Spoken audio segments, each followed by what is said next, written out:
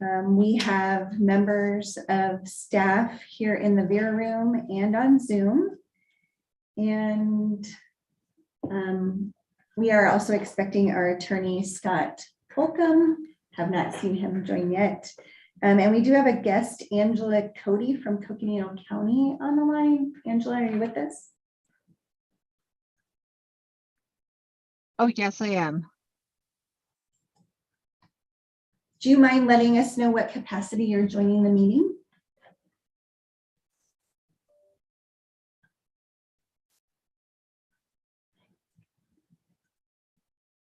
Hello. Hello, Angela. Do you mind sharing with us for what reason you're joining the meeting? I am district assistant for Supervisor Begay. Excellent. Well, thank you. Welcome. And I'll turn it back to the chair. Thank you, Rhonda, and welcome everyone. Good morning. Thanks for being with us. We're going to go ahead to item 3, which is our safety minute with Sam Short.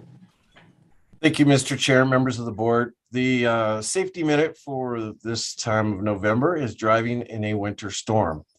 So driving in a winter storm can be dangerous. By getting your car ready for winter and using some simple tips to drive safely, you can face almost any weather Mother Nature decides to send your way. Here are a few tips to help you drive safely while in a winter storm.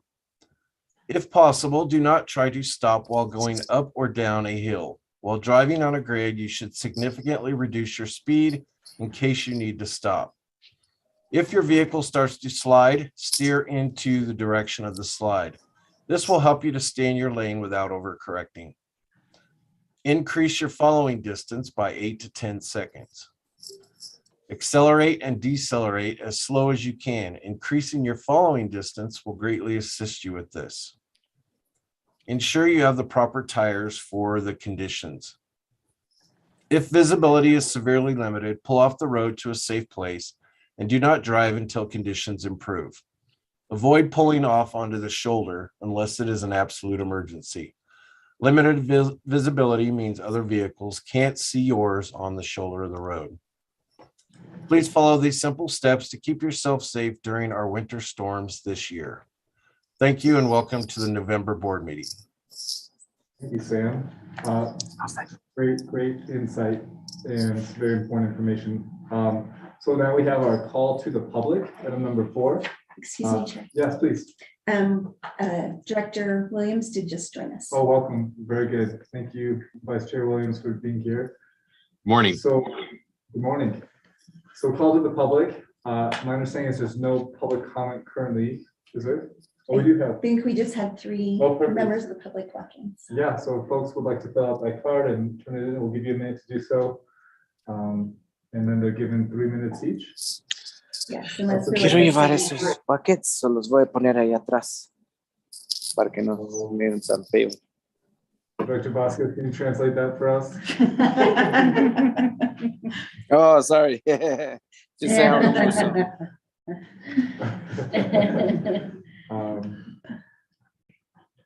Very good. Ready? Yeah, go ahead and turn it into Rhonda, I believe. And Rhonda, where would you like them to sit or stand? Particular comment? You're welcome to stand at the podium or in place, whichever you prefer. Hello, my name is David Spence. I'm a member of the Northern Arizona Climate Change Alliance here in Northern Arizona. We're advocating for electrification of all the fleets that possibly can go electric. The county fleet, the city fleet, Mountain Line, the school district. And I'm pleased to understand that Mountain Line has 2 fully electric buses on order. So that's a very nice progress. Today, I'd like to extend the discussion to keeping an open line on fuel cell electric vehicles. I'm advocating for hydrogen to become available in Flagstaff. If the stars are lined up right and we win the lottery, we might get funded here in Northern Arizona as a hydrogen hub. There's a coalition of universities And I'm hoping to build other members of the coalition to support the grant the grant application that has just been submitted on behalf of Arizona. And I'm asking you to keep an open mind. It's the old chicken and the egg thing. You can't have a fuel cell electric bus in your municipal transit system unless you have a source of hydrogen fuel to power it. So I'm keeping an open mind, and if the time comes when a letter of support for Arizona getting one of these hydrogen hub grants from the federal government, if that becomes relevant, I hope to come back to the Mountain Lion and ask for such a letter of support. Admittedly, hydrogen fuel cell transit buses are probably way too expensive now, but as time goes on, year by year, they will get more affordable, I'm sure. So are there any questions? David, thank you. And I believe we're not able to engage in questions. Is that correct, Rhonda? Correct. Because it's not agendized, but thank you for sharing. Then I won't answer any questions. We appreciate you being here. Thank you. So we are here to speak on an agenda item. I don't know if you want us to go now. Agenda item. What is the agenda? It's the RFP for the banking services. Okay. I think we can wait for you to speak until that item comes up. Thank you. Any other general public comments? Before we move on to items on today's agenda? Not hearing any, we'll keep moving. So our next item, which is number 5 of our agenda, is our milestone anniversaries with our CEO and General Manager, Heather Demlin. Great, thank you. So I think Heather is here. No? She's online. So she must be in the online world somewhere. Heather Higgins joined our team about 5 years ago. She actually started in a newly created position that we identified as important to address our growing procurement needs. So she became our procurement specialist. She immediately made huge strides and improvements to streamlining our process for procurements and in a way that offered efficiency, improved record keeping, and really supported our buyers better. Later, we promoted Heather to purchasing and contracts officer, and she has since been applying that same organization and consistency to contractual development. She plays a critical role in development of relationships with vendors from the point of award and is key to the compliance needs within our procurements and contracts. When she's not at work, Heather is a loving mother and a talented musician with her husband, John. We simply couldn't be conducting the level of procurement or contract work needed to successfully implement the relationships and grants to carry out our mission within this community without Heather's expertise. So if you would join me in congratulating Heather on her 5 years with Mountain Lion. And Gavin Holzer, who did not come today, his picture is on the screen on the far right. Gavin has been part of Mountain Lion also for the past 5 years. He started out as a fleet detailer, which really his responsibilities were cleaning the buses, the outside and the inside. He's been a great asset to us with all the changing circumstances that we've seen over the last few years with sanitizing and cleaning the buses as related to the COVID pandemic. Gavin's drive to learn and take on more responsibility has led him to his most recent position. He was recently promoted to mechanic assistant in March of 2022. Gavin's flexibility to take on new responsibility and assist with the fleet department is instrumental to keeping our fleet department successful. Gavin is committed and reliable, and we're excited about his interest in growing and developing. So I'd like to congratulate Gavin on his 5 years. Lastly, Jed is here. If you don't mind standing up, the camera will only see you if you stand up and say something. Wave, hello. This is Jed. Yeah, could you go over there? Maybe I'll grab you. Jed started out as an operator 10 years ago. So we're celebrating Jed's 10-year anniversary. He had been here about 6 months when he moved into the trainer position. He continues to serve as a trainer, so 9.5 years-ish as a trainer, and he provides new operators with the knowledge and skill required to work for Mountain Lion. He has worked tirelessly over the last 2 years to meet our staffing demands and shortages. Jed is committed to excellent training that supports the success of our team members, both now and in the long term. Jed can be counted on to provide laughter and a few frights and jokes throughout the workday and he makes Mountain Lion a happier place to be. So congratulations, Jed. Thank you for being here. I could not have done it without the fine staff at Mountain Lion and the absolutely superb leadership. So Heather, Jim, Sam, thank you guys, because I couldn't have done it without you. And it's my absolute passion to train the best drivers out there on the road. Definitely thank the board for bringing in some of the best CEOs I've ever worked under in my life. Thank you. That's great. Thank you, Jed. Thank you, Jed. And if you'll indulge me, I have one more thing. This is not an anniversary. Today, today is Chair Shimoni's last meeting as our chair and as a director for Mountain Lion. So couldn't let it go by without a small gift and take the opportunity to express our gratitude for the last 2 years as an active and engaged member. You advocate for transit and other modes in our community. You've been a tremendous voice and stood true to the values while serving. Your input and actions have forever changed the conversation on transportation needs in our community, and we will continue to forge forward with the conversation around the big shift that you have fought hard to introduce. We wish you the very best of luck, and we will miss you. Thank you, Heather. You're very welcome. Thank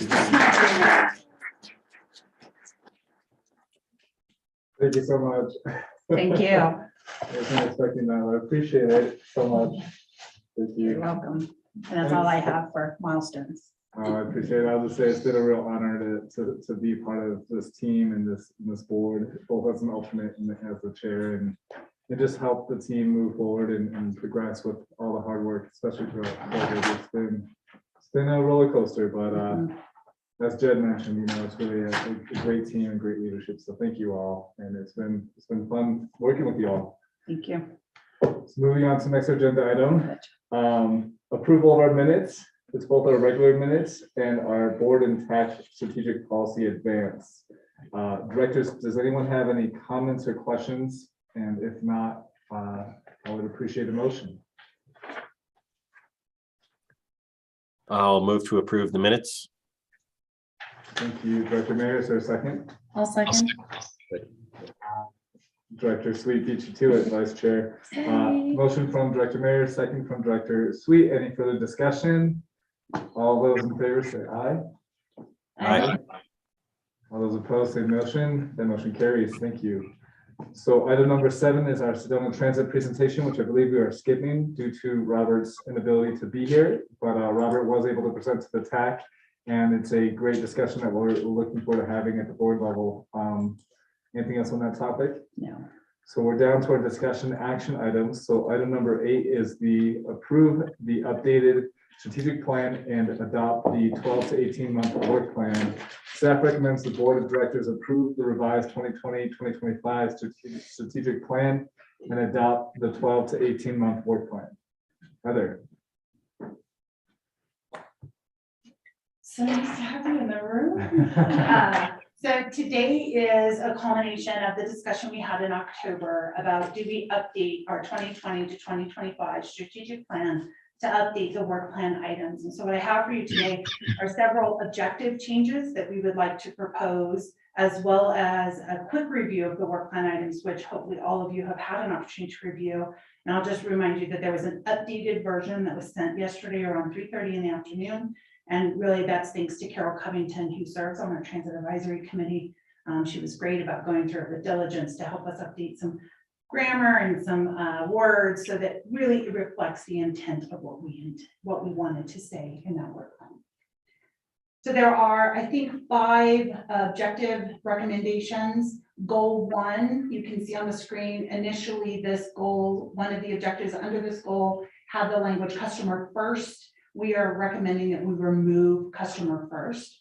Everything that we do is based on the customers we serve. And so we felt like this being placed in this statement did not help or enhance the statement. And so we're recommending to change that, just to strike that portion of the statement.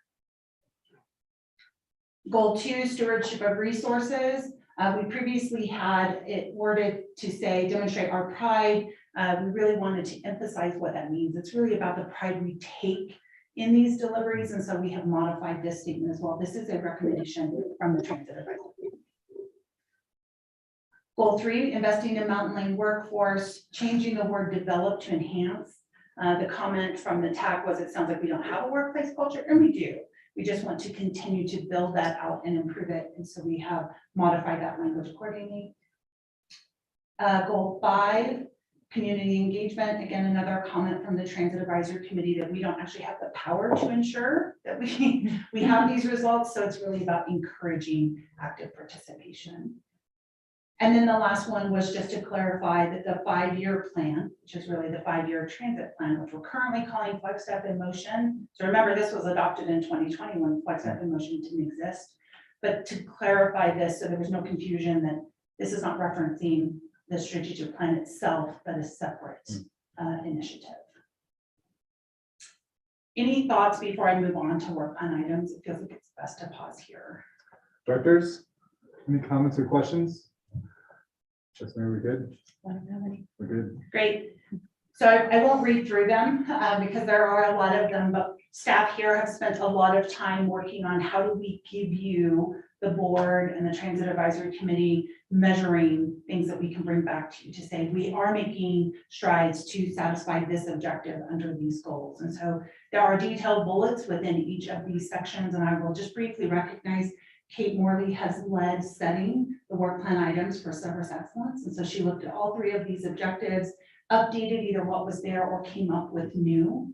These are meant to be 12 to 18-month work plan items, so things we can accomplish within that 18-month period, and we will bring updates back to the board and the TAC on progress made. Stewardship of resources is our second goal, and this really was developed by Jim Wagner, our operations director, in coordination with Jeremiah McVicker, who is our maintenance manager. The third goal, investing in Mountain Lane workforce. I think I worked on this section. It will in future be more worked on by Josh Stone. But right now we're short an HR manager, and so we've all been pitching in on our employee and HR objectives. But again, just developing the work plan items that are about our workforce, both new and existing. Goal 4 is enhancing our safety culture. We had here some very specific deliverables. We've tried to broaden it out so that it's really not just about hanging a safety handhold in the bus. We've all used that as a joke. But broadly, how do we ensure that we are part of the commitment to safety we have here as we provide services? Goal 5, community engagement. Enhanced safety culture was led by our safety manager, Sam Short. Goal 5, community engagement, led by Jackie Lenners, is about those outreach activities that we do on a regular and recurring basis. And we've kept some things like engaging in a minimum of 10 community events. We think that is a responsive way to keep us in the forefront of our community minds. And the last one, goal 6, fiscal responsibility. These were really developed by Josh Stone, and Management Services Director. Again, reflective of what are we doing that's working, but what could we do to continue to enhance these measures. So with that, that's everything that I have. Like I said, I don't want to read them all to you, but I'd be happy to go back and review any that you have specific questions on or areas you feel like we haven't addressed adequately. Very good, thank you. Directors, any comments or questions?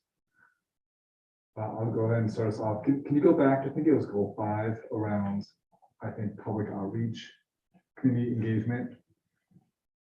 Wrong button, sorry. Very good. There you go. For one, I'd like to say that this work plan, I think is great. There's a lot here. It's exciting to think that these might all get checked off in the next 12 to 18 months. The one thing I'd like to add, if possible, is the idea of a video outreach that is multilingual. I know we've talked about that before, but this being my last meeting, I'll do it one more time. Not sure if that could be added to the list or how that could be incorporated, but I'd love to see us do some multilingual outreach with video work. But that's all I had. I thought the list was really great, and I appreciate all that work. Very hard on it. Other questions or comments, directors? Not seeing any. Okay, may I clarify? Yeah, please. Would you like us to add that as a bullet, or so I think we envision that video and those outreach falling under our annual marketing plan, which Sure. we adopt, which really supports and comes out in several of these measures. But if you'd like us specifically put as a work plan item, that video effort, I would be happy to do that. I appreciate that, Heather, and I'd say, whatever you recommend, so as part of the strategic plan, and not this, that is fine with me. Okay. Just if that is possible to get a video like that done, I'd be stoked. Yes. I would Great. share it far and wide. I will chat with Jackie Yes. and we will provide an update back to the board on what we would recommend, whether it's a work plan item specifically, or if it just falls under that more encompassing annual marketing plan. Very good. Thank you. Anything else? I think we're all good, directors. Wonderful. Heather, So anything we are else? Yeah? recommending action. Okay. So the staff recommends the board of directors approve the revised 2020-2025 strategic plan and adopt the 12 to 18-month work plan. Is this a motion? Okay, Vice Chair. I move to approve the updated. Vice Chair, Oh, I'm sorry. I'm sorry. Vice Chair Williams, you have the floor. Sorry. I was gonna say so moved. Vice Mayor, Okay, second. I'll second. Okay. We've got a motion from Vice Chair Williams and a second from Director Sweet. Any further discussion? All those in favor say aye. Aye. Bye. Aye. All those opposed say motion. That motion carries. Thank you very much. Thank you, Thank you Heather. all. Automatic mode. All right, that brings us down to item 9 on our agenda, which is the award of request for proposal, RFP 2023-160, banking services. Staff recommends the board of directors award RFP 2023-160, banking services to Alliance Bank. And Josh Stone, our management service director, is going to lead this presentation. Welcome, Josh. Thank you, Mr. Chair. Good morning, everyone. I don't really have a presentation for this, so that's what you're gonna see, but I'm just gonna give a brief background, I guess. We have had a review of banking services on our calendar for this fiscal year for quite some time. We do currently do most of our banking with Wells Fargo Bank. Our taxi program is sort of separately off to the side, administered with Alliance Bank. So we put out an RFP in September, and that went through October. It's been a number of years since we took a look at our last options. So with concerns expressed by the community regarding Wells Fargo's investments in fossil fuels, we decided to sort of move up the procurement a bit in our yearly timeline to now. We did receive 2 responses to our RFP. Those were Wells Fargo Bank and Alliance Bank, which we already have relationships with. Following our rules of procurement, we are obligated to award to the response representing the best value. So both banks offered competitive pricing for the services we require. And we arrived with the recommendation of award to Alliance Bank based on our existing relationship with them and their sort of local personal service approach. As an example, the Alliance Bank submission was developed and submitted by the local branch here in Flagstaff. That detail, I think we can ask if there's any questions or comments. Oh, that's great. Thank you, Josh. Thank you for that. Are there any specific questions for Josh at the moment? Because I know there are some public comments I'd like to take, but if there are any direct questions, I'd be happy to have us air those out now. Directors, any specific questions before we take public comment? Director Mayer.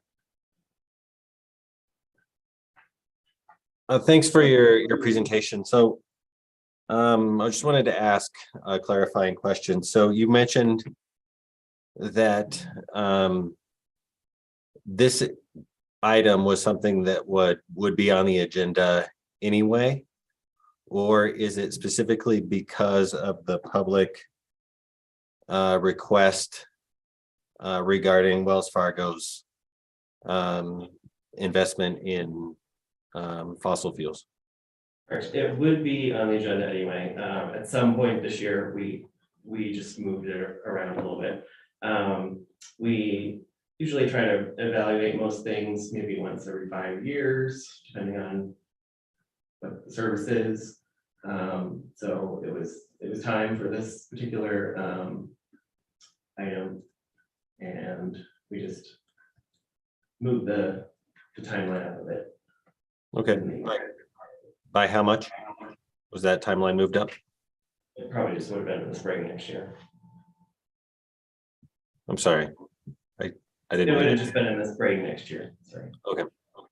Thank you. Thank you, Director Mayor. Did you have any other follow-ups, questions? No, okay. Any other questions, Director, before we take public comment? Okay. Have you all turned in your public comment cards?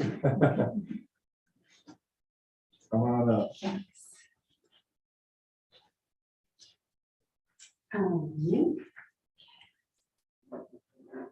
Is it okay if I move this over a tad? I can just.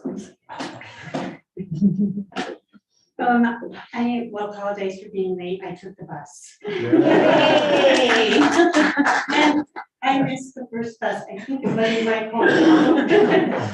Good morning. Thank you so much for giving us a chance to talk on this important issue. My name is Kim Curtis, and I'm a member of Fossil Free Arizona, which is a Flagstaff organization dedicated to stopping the money pipeline to the fossil fuel industry. We are also an action team of NASCA, so we work closely with NASCA. We were very happy to learn about the staff recommendation that was just made and announced today, and we hope you will vote to accept it. We absolutely agree that the practices and management decisions that Wells Fargo has been making for years do not align with the ethics and policies of our community and this agency. Here are some of those decisions and practices that concern us. Wells Fargo is among the world's top 5 funders of the fossil fuel industry, lending money for their day-to-day operations and also for their disastrous expansion projects. It is also the world's top banker of the fracking projects.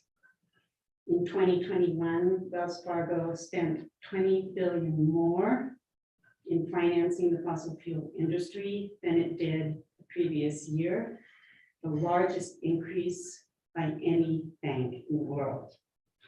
Wells Fargo also lent $500 million to fund the Dakota Access Pipeline, the pipeline resisted by the Dakota Sioux and many indigenous tribes and their supporters.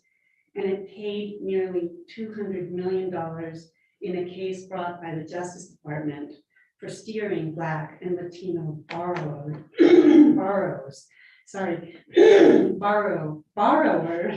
into subprime predatory mortgages. These are terrible things. We know this in our heart center.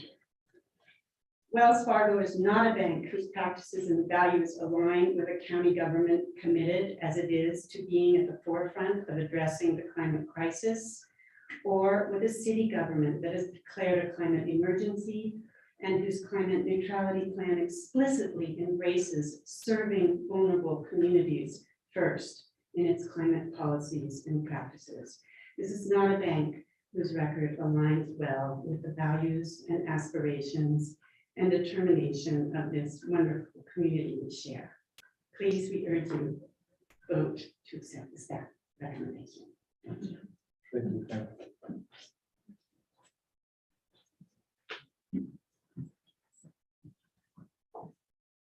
Hi, everyone. Thank you for letting me speak today. My name is Marty Johnson, and I am likewise a member of Fossil Free Arizona. So on a personal note, climate change has been a source of worry and anxiety for most of my life, but more recently, it's been heightened tenfold with the birth of my 2 kids. I now have a 2-year-old or 1-year-old going on 2 years and a 3-year-old going on 4 years. And I'm deeply concerned about their generation's future to live and thrive on this planet. We are starting to see the effects of climate change close to home with mega droughts in the Southwest, more extreme weather, and more intense fires and floods. I wrote a whole paragraph on climate change tipping points. I realize most of you are probably aware of the science behind climate change, so I won't go into that. But I do think right now is really the time for courage from our leaders at all levels. We need to stand up to the fossil fuel industry and those who are bankrolling them. And so, as Kim mentioned about Wells Fargo, there are a number of other banks, JP Morgan Chase, Citibank, Bank of America, Morgan Stanley, Goldman Sachs, and then Wells Fargo. They continue to dump trillions of dollars into fossil fuel extraction. And we do have the power to move our money to cleaner banks and better, more profitable investments that benefit people, planet, and prosperity. So I urge you to move Mountain Line's money out of Wells Fargo and let them know your reason for doing so. Because when banks start to realize that continuing to fund the fossil fuel industry results in losing money and business, they will change their ways. Money is a powerful tool, and let's use it. Thank you. Thank you, Marty. Any other public comments? Going once, going twice. Awesome. Very good. Well, directors, I'll turn it back inwards towards us. I do want to thank both Kim and Marty for being here and for taking the bus. I don't know if anyone else can say that here. Oh, Kate did. Okay, good. I thought about it, but I didn't. Anyways, that's wonderful. And again, thank you to staff and to Josh for working on this. Directors, any questions or comments about this recommendation? Director Mayer. Just a couple of comments, and that, I'm going to vote to approve, but I just want to be clear as to why I'm voting to approve. First of all, I'm concerned that, that in framing this as a discussion on fossil fuels or what have you is kind of a dangerous precedent in that, there's, anytime that there's something that, a group in the community disagrees with, do they have, are we going to automatically say that we're going to divest or we're going to move our money around or what have you? So I'm a little concerned about the precedent, but acknowledging that this is an item that was going to come up eventually anyway, and that, Alliance Bank, is a more local outfit, I think, in terms of their ability to better serve our local needs. That's really why I'm going to vote to approve this. But just, if anybody else has any comments or questions, I'll hold off until then. But thank you. Thank you, Director Mayer. I appreciate that, and I appreciate you sharing your thoughts and comments. Am I digesting the agenda myself, and also in conversations with our general manager, Heather? It is my understanding that communication with Wells Fargo is challenging. It's very not often at all that we are able to communicate with them, and that working with Alliance would not only be more of a localized effort, but it also would allow for much better communication, which I think brings a lot of value to this agenda item. But other directors, any other comments before we move to a motion? Vice Chair Williams, are you good? Awesome. Okay, so with that, do we? Yes, of course, please. I feel like it's really important for Mountain Line to go on the record because we have very specific procurement rules. The federal government encourages us when we can to bank with small banking associations. So that went into this decision. And we were very careful, although we know of the concerns and may personally agree or disagree with those concerns. This decision really is being recommended based on the relationships that we need and the costing that goes into our banking services. I did share with Chair Shimoni prior to this meeting, and I don't believe it's illustrated well in the staff report, but Josh touched on it a little bit at the beginning of this. We do have banking relationships with both of these agencies, and some of the relationship we have with Alliance is because Wells Fargo cannot or will not provide that service for us. And so while on paper, it looks like moving is going to cost us a small amount more, we believe that actually it could be a wash in the end because we will save on the fees that we're paying for those two small relationships by aligning all of our accounts together under Alliance. And so I felt like it's very important to point those things out on record because we do want to be sure we're following our own policies and procedures and staying in the good graces of the Federal Transit Administration when we talk about public funding and the decisions we make. So thank you for giving me a moment. Excellent points, General Manager, and I appreciate you sharing those. And, you know, when I was looking at the numbers myself, I was a little confused as to if this was gonna cost us more or not, but after our conversations, as you mentioned, it was, you know, shared as it was with the board that it's likely gonna be a wash Yes. with some significant benefits. Again, regardless of concerns about climate and whatnot. So, with that, is there a motion that someone would like to make? Director Vasquez, did you have a comment or would you like to make a motion or both? Both. First off, I'd just like to say that based on the recommendation of staff, that I think that we should go forward with banking services with Alliance Bank. And so I'll go ahead and put forward the motion that we award of request for proposal RFP 2023-160 banking services move forward. Thank you for that, Director Vasquez. Is there a second? I'll second. Thank you, Director Sweet. Any further discussion? All those in favor, say aye. Aye. Aye.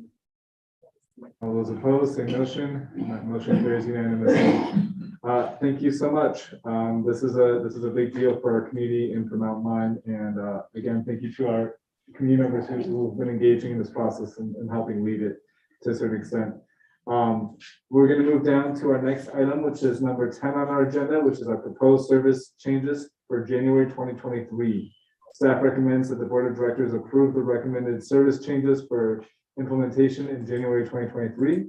And our transit planner, Busy Collins, will be leading this discussion. Wonderful. Welcome. Thank you, Chair, members of the board. So we regularly take in considerations from operators, from the public, for various development opportunities and challenges into service planning and service change considerations. What I'm bringing today is just one route being proposed, Route 10. And this did come from operators' comments. So specifically, currently Route 10 pictured here goes through Downtown Convention Center, NAU, and then over to Woodlands Village to the student housing areas. And currently Route 10, when school is in session from 6 a.m. to 6 p.m. on weekdays, we have about 5 buses out there, a lot of service. That equates to about 8-minute frequency. So a bus coming every 8 minutes, pretty awesome. And so really drivers were saying, we don't quite need 5 buses out there that entire span every single day. Can you look at the data? Can you look at ridership and just see what you see? Another comment that came from operators was really capitalizing on class breaks. So when NAU has a class break, you know, they're in class and then they all flood out into the street and they all have to get to their next class. We're really trying to, operators suggested really trying to capitalize on that. And so currently, again, when we have 5 buses out, we have about an 8-minute gap between buses arriving at any given location. And what operators suggested was a platooning mitigation to really capitalize on ridership in those areas. So instead of buses coming about every 8 minutes, maybe they're coming 1 or 2 minutes apart. So much more closely packed, which also makes their frequency a little wonky throughout the route. It's not every 8 minutes anymore. It's like the buses will be there when we know the students are going to be there. And then there'll be fewer buses about 13 or 20-minute frequency, something like that, when class is in session. So try to really just maneuver buses around to be where the students, the riders really need it at the times they need it. So from those two suggestions, we did find that some analysis results showed that Friday ridership is lower than Monday through Thursday. And at the TAC meeting, Erin Stum, representative of NAU, did agree with that. She absolutely has lower staff on Friday as well. And then we also noticed that Route 10 has the most buses in service from 6 a.m. to 6 p.m. However, we actually only see our crush load or, very, very packed full buses from 9 a.m. to 4 p.m. Monday through Thursday and 10 to 2 on Friday. So again, which really is just the NAU class schedule. That's when the most classes are being provided, which makes sense why we're seeing the most ridership. And also we're seeing the crush load ridership between classes, 100% what the operators suggested. And so from these results, we are recommending changes to be implemented come January. And so we separated out, this was part of the analysis, we separated out various times of day into the time chunks you see on the left. And the next column is our current buses. So again, I said from about 6 a.m. to about 6 p.m. we have 5 buses on schedule currently. However, in our triaged service reduction, we have not actually had 5 buses in service for over a year. More like 4 buses, sometimes 3 buses, sometimes 2 buses, just with operator shortages, as you're all well aware. But our proposal is really broken out. So we have a different schedule proposed Monday through Thursday compared to Friday, and then weekends will remain the same as it currently is, which is 2 buses during the day and then at night as well. So 20-minute frequency is 2 buses. And what we're proposing on Monday through Thursday is just reducing the number of buses 7 to 9 a.m. and 4 to 6 p.m. And with 2 buses, that's about 20-minute service. 3 buses, that's about 13-minute service. I believe that comes out right. 13-minute service. And then Friday have a little bit more staggered reduction depending on the time of day, and really only maximizing or a max number of buses of 4 during that peak 10 a.m. to 2 p.m. period. And 4 buses is about 10-minute frequency. That helps. And so, so we do see a 10% reduction in annual revenue hours and miles. This does not meet the Title VI public comment threshold. So we do not plan on doing any public outreach for this. It's really just data driven and trying to capitalize and provide better service for riders anyways. There will be a cost savings due to the reduced revenue hours. That's not why we're doing it. It's a bonus, but very much to capitalize on where and when the riders need the buses, and only have buses out when they're actually being used. And there are potential impacts to ridership. So we were using pre-COVID ridership data to estimate a number, which I actually don't have in front of me, I apologize. But we don't actually anticipate like that full number. Again, we haven't had full ridership reaching to the pre-COVID levels yet, as we all know.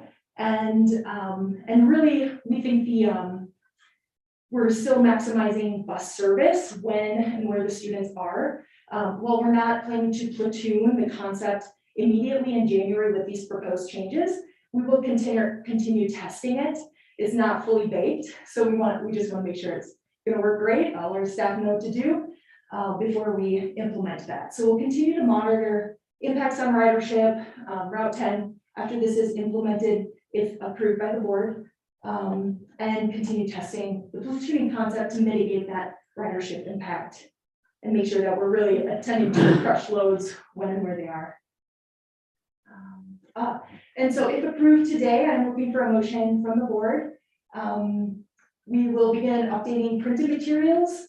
We will have communications and messaging prior to the implementation period early in the year, and then plan to implement on January 16th, which is when NAU resumes spring semester. And with that, I'm looking for a motion, but happy to answer any questions you may have. And keep busy. excellent presentation. Do we have the ability for riders to go on the top of the bus? Trying to save us some money. So, just teasing. No, I think that this is what we need to do. But directors, any comments or questions? Dr. Mayor, I'm looking at you. Nothing? Okay. Very good. Is there a motion?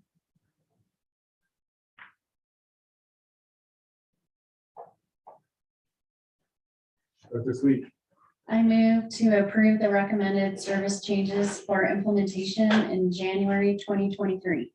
Thank you. So is there a second? I'll second. Thank you, Vice Chair Williams. Any further discussion? I'll just add really quick that Busy, if possible, in the communication, integration of QR codes when appropriate, when needed. I think that students might appreciate the ability to just kind of take a quick pick and get the information that way too. Any other further discussion? All those in favor, say aye. Aye. Aye. All those opposed, say motion. That motion carried unanimously. Thank you so much. Thank you. Thank you. Oh, that's mine. Thank you. You can take it back. Have a good one. Thank you. Enjoy your bus ride. Thank you. That brings us down to item 11 on our agenda, which is our Casper Headquarters Master Plan. Staff recommends that the Board of Directors adopt the Casper Headquarters Master Plan, and our Capital Project Manager, Ann Deno, will be leading this conversation. Thank you, Chair Shimoni, members of the board. This item, I am seeking a board adoption of the CASPAR Master Plan. This is a long-term planning document to maximize operations, storage, bus storage, and maintenance at the CASPAR headquarters. We decided to pursue this planning effort kind of around, with the effort of the DCC and administration moving downtown, eventually the construction of that facility, with the completion of our zero emissions bus plan with Busy Collins, which recommended the roughly 10-year transition to electric vehicle technologies, but also still looking big picture, could still be potential for other alternative sources, but that plan did recommend the initial implementation of EV transition. So the CASPAR Master Plan dug into looking at this site and said, how can we maximize bus storage and maintenance at this location? And with that, we basically developed, we worked with an engineering group to look at forecasting our needs, forecasting our employment numbers, our employees, number of buses in our fleet. And they came up with several concepts, of which ultimately concept A was determined to be the best alternative. We had brought this forward back in April, I believe, to the board for feedback. And at that time, that was guidance was said, yep, let's keep looking at this concept A, which identified getting essentially all of our, roughly our 20-year needs on our 2 currently developed parcels for maintenance and bus storage, and then also implementing the EV infrastructure. It also identified, looking at the vacant property that Mountain Line owns, did look at transit use during that concept alternative, and was determined that was really going to be challenging to develop for transit use due to technical challenges, budget challenges, relationship challenges, just developing adjacent to residential community. So really the recommendation of this plan is to dispose of the property, and that would come forward at a later date for the board. So let me show you the concept. So concept A basically takes our current headquarters, and you can see in that small phase 1 and phase 2, it works with our existing facilities in a plan to initially prioritize the maintenance first. So phase 1 is demolition of what we call Shop Zero, which is just next door to us in that blue box, and being able to develop a maintenance facility with 6 bays, which would meet our long-term needs. Currently, our fleet works out of a 2-bay facility that our buses actually, the Arctics don't fit in. And it's pretty behind technology and kind of where you look at the city public works yard and what they developed for long term. It's a modern, high-tech facility with great lighting, a really good working environment for fleet staff, and incorporates lots of new technology. So to keep the buses in a good state of repair. So the first phase would be demolition and developing the maintenance. Level 1, as we call it, and the level 2, as part of that phase, would also have a mezzanine, so we'd be able to get like a generator. So this plan also looked big picture at resilience planning and making sure we could have our backup systems working. So it would incorporate that equipment. Level 3 also identifies, and part of this is that it reconfigures some of our parking, and so we're anticipating, having to reconfigure parking, and we could develop this facility to actually essentially a parking on the rooftop parking. This portion of that project could actually be part of phase 2, the bus storage phase, could be done later.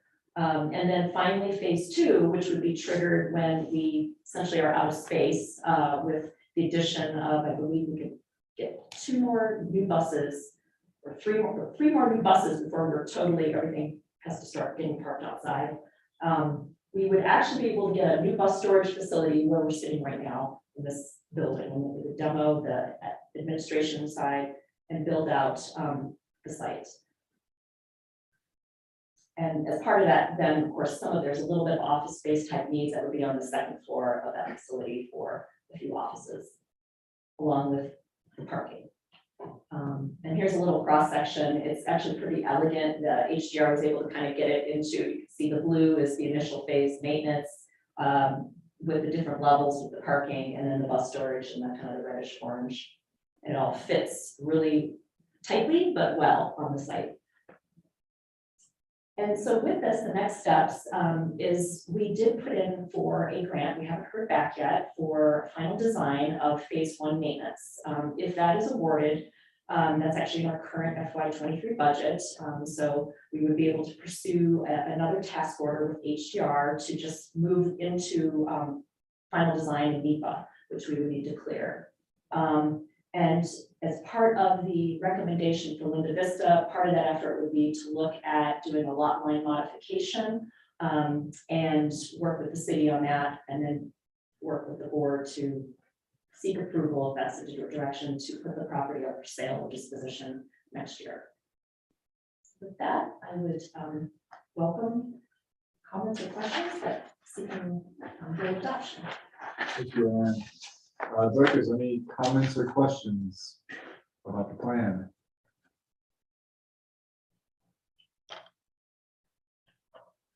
Director Vasquez. I'm just messing with you, Director, but it doesn't No help questions if- on my end. Vice Chair Williams, please. Yes, I would just like to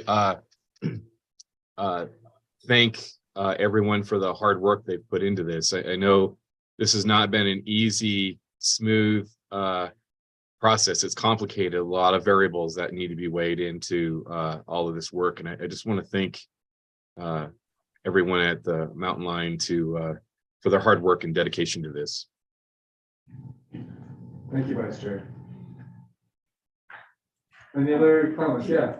Can you take Oh, a question? yes, we can. More of a comment in line with considering. Would you mind maybe going up and then maybe Rhonda, would we need him to fill out a comment card at the end of this? I It's think I okay. have Okay. questions. In line with keeping hydrogen-powered fuel cell electric buses in the potential future, I just forgot to point out that we would probably have a centralized hydrogen fueling depot in the I-40 corridor. And my hope would be Little America truck stop, but another would be the old Carter, it's no longer called Carter Oil, but the company that bought out Carter Oil would just be a half a mile from the interstate. So that would allow long haul truckers to refuel their hydrogen. That would allow city residents that have fuel cell electric vehicles to go to that centralized fueling location. And in light of planning for the future, if we were able to go to fuel cell, hydrogen powered fuel cell buses, you would probably want to drive your bus to that central location. And the key thing to keep in mind is that even super fast charging of a school of a transit bus is going to be 3 to 4 hours, maybe overnight. The hydrogen fueling is as quick as fueling with diesel or gasoline. So your drivers would go over to, so let's say Little America, get in line, and 10, 20 minutes. I don't have any personal experience, but the hydrogen fueling is more in line with diesel or gasoline contrasted to battery recharging. Thank you. Thank you. Very good. With that, do we have any other questions or comments? And if not, I'd be happy to entertain a motion.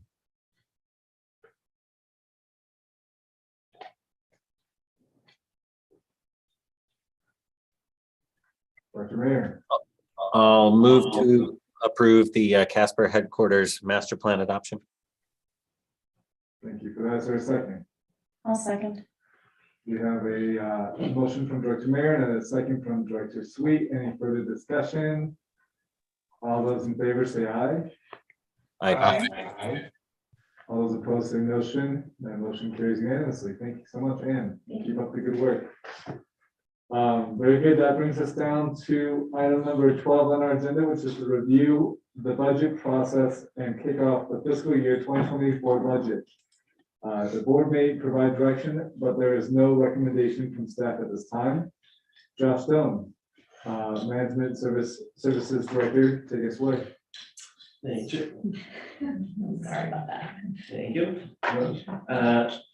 So this is just a sort of quick refresher of our budget setting process timeline. To me, it seems like fiscal year 2023 has just barely gotten off the ground. But we're already working on next year, the fiscal year 2024 process. So I have sort of a little timeline here of what the year will look like. And I think everything's outlined in the staff report as well. Heather did talk in October about revenue projections, which we're sort of waiting on the city to see any updates on that. There could be a, depending on what inflation does and that sort of stuff, could be changes with that. December and January is staff reviewing the current budget. Basically, that's December and January is where all the work happens. Projections for the current year looked at. Managers are reviewing and requesting adjustments. I forgot to mention that the CIP project list has mostly already been completed. Everybody's been working on that the last couple of months. So those projects have been discussed a lot and sort of arrived at decisions on where we need to move forward. And then we hope to have everything sort of roughly outlined by early January, because we're requesting funding from other partner agencies. So we have to be timely in fitting into their budget timelines. A couple of the more critical times to meet, for example, like would be the City of Flagstaff and NAU budget request deadlines, which are usually by early February at the very latest. In February, we will begin a review of the developed budget with all of you, and that's your opportunity to provide feedback. Any comments or suggestions that you have at the time, both the board of directors and the transit advisory committee.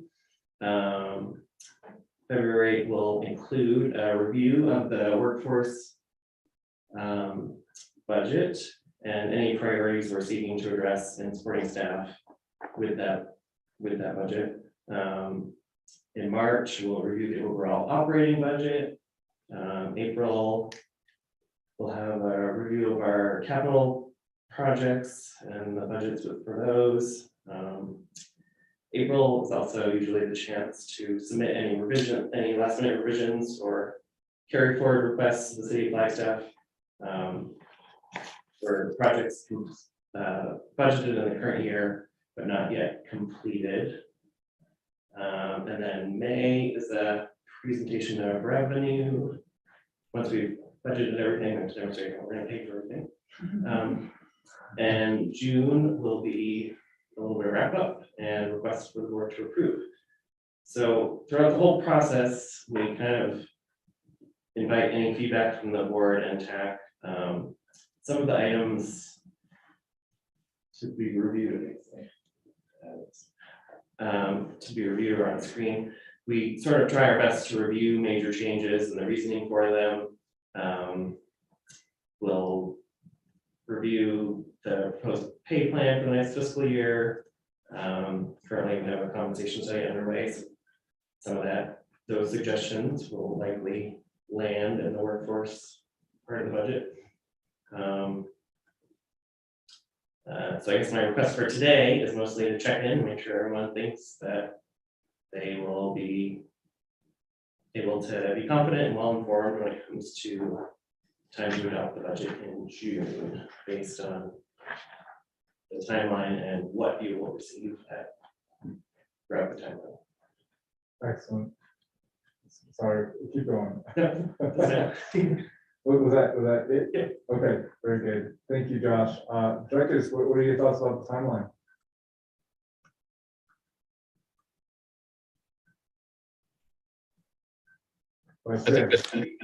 I think the Chairman Shimoni, I think the timeline seems appropriate. I, as a board member, I think I will have plenty of time to be have a chance to review and ask questions and in the process of making decisions to support or not. So I think it's appropriate given our work.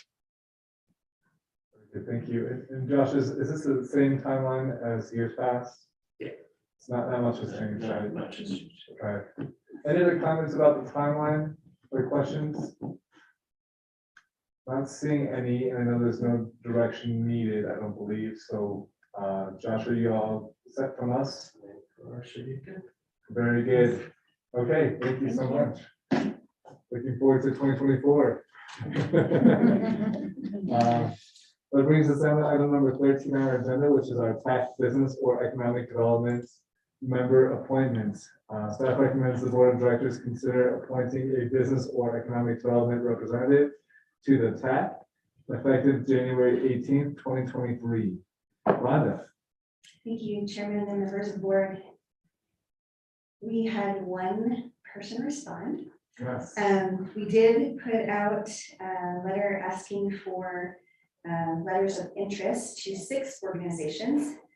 SETI, which is Sustainable Economic Development Initiative, ECONA, Economic Collaborative of Northern Arizona, Local First Arizona, Friends of Flagstaff Future, NALA, Northern Arizona Leadership Alliance, and 5DBA, Flagstaff Downtown Business Alliance. Gail Jackson is the current seat holder for the TAC for the Economic Development Representative, and she was the only one submitting a letter wishing to continue. Her term is set to expire January 17th, 2023. So we are asking the board today to renew her term for 3 more years. And I'm happy to answer any questions. Thank you. Thank you, Rhonda. And she's been on the TAC for 3 years? Yes, in January, her term will end with 3 years. Directors, any comments or questions about the re-nomination of Ms. Jackson?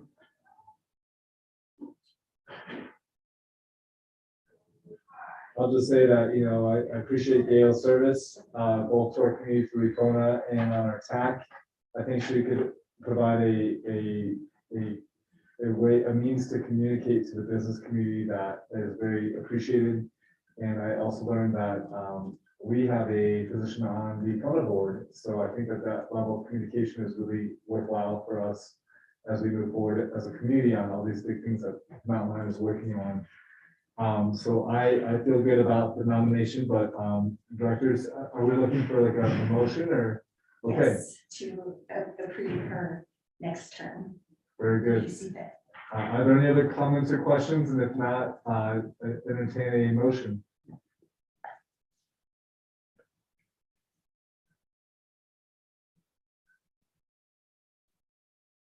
I'll do a comment. Sure. I work or have worked a lot with Gail, and it seems like she would be a good fit to continue for the next 3 years. So I'm excited to see that she sent the letter in. Director Sweet, is that a motion? Sure. I move to appoint Gail Jackson to the TAC effective January 18th, 2023. Thank you for that. Is there a second? I'll second. We have a motion from Director Sweet and Vice Chair with a second. Any further discussion? All those in favor say aye. Aye. Aye. All those opposed say motion. That motion carries. Thank you, board, and thank you, Gail, and thank you, Rhonda. That brings us down to item 14, which is consider approval of Northern Arizona Healthcare Hospital Service Agreement. Staff recommends the board of directors approve the NAH service agreement, and our Deputy General Manager, Kate Morley, will be leading this discussion. Thank you. We wrote this decision or this recommendation today as action, hoping that we had further discussion with NAH by the time we got to this meeting today. So instead, we're going to table motion and just give you an update and hopefully be back with you in the near future. While there are delegations of authority that allow our CEO, Heather Donlin, to sign such agreements, it also, the delegation recommends that we bring items that are potentially controversial to the board of directors. And so that's why we're proposing to bring this agreement in front of you. However, if the board wanted to provide that direction to us to just have Heather go ahead and sign the agreement, once we get to that stage, we could take that direction today as well. But I'll back up and provide a little bit of an overview of what's in the service agreement and some of our history with NAH. So Northern Arizona Healthcare is moving Flagstaff Medical Center south of town, just north of Fort Tuthill. It is outside of the area where Mountain Lion currently provides service. We've been to the board many times over the last 18 months, 24 months to talk about the impacts to Mountain Lion of the move and our ability to serve the hospital. We have worked very hard over the past 18 months to try to refine all the points we can about the agreement and find every dollar we can to try to serve it. We believe it, we've heard from the board that serving NAH is of critical importance from an equity perspective, in addition to meeting big shift goals, having transit service there. So key points of the agreement are aligned with what we've talked about before, but I'll highlight them here.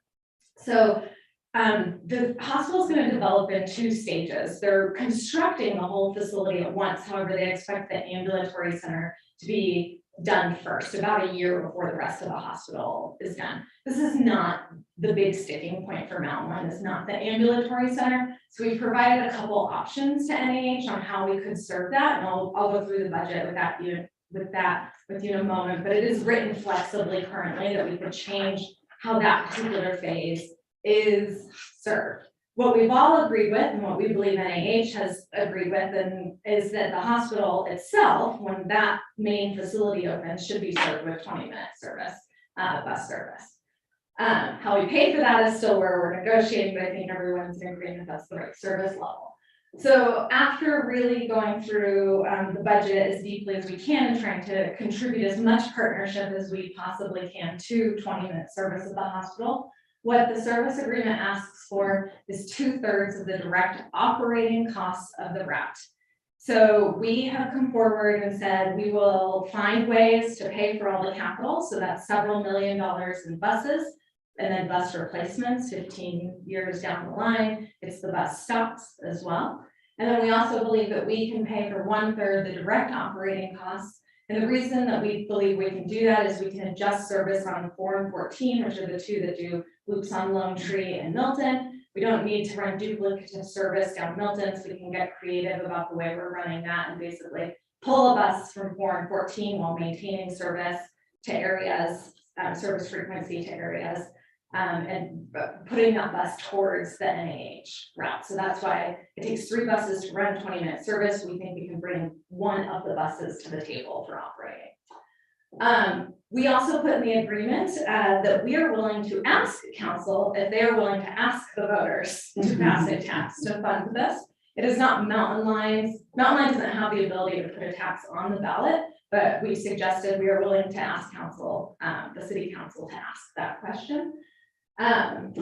We also left language in there that is flexible for future partnership or route expansion. One thing NAH has been interested in is the route being extended to the airport and then having the city pitch in for portions of costs of that route. That is a discussion that's not fully vetted. I think if Mountain Line were to run an airport service, it would probably go through Ponderosa Trails, that we like partnerships and to be opportunistic. And so if this was something that city and NAH wanted to do, we'd be open to that. So there's some language about crediting them for future expansions where they wouldn't be necessarily on the hook for that, or we could, we're willing to adjust costs accordingly.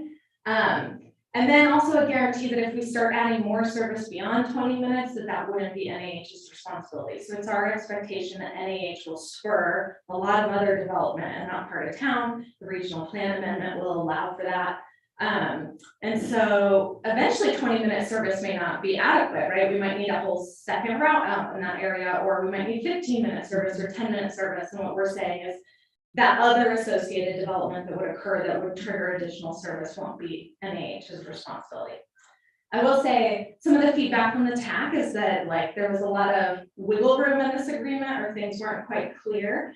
And I would admit, usually we'd have some of these things fleshed out further. However, we're trying to be responsive to NAH's timeline. They want to be in front of council fast. They want to be in front of council this month. I think they're splitting applications now, and we'll go in December with one and maybe January or February with another. So we wanted this service agreement to be in front of them and to not be the holdup and not have the conversation be that there's nothing ready to agree to. So that's why we've written the language the way it is, but we feel confident in it that it protects Mountain Line and gets Mountain Line what it needs, while still trying to be reasonable for NAH and provide them assurances as well. Another key point of the agreement, I guess, to try to provide assurances to NAH is we would only escalate 4% per year maximum. So in a year like this year, where costs went up 8%, we would only escalate to them 4%, and we could catch up again in future years. But we are very much trying to provide something that they can agree to, and it's very reasonable for them.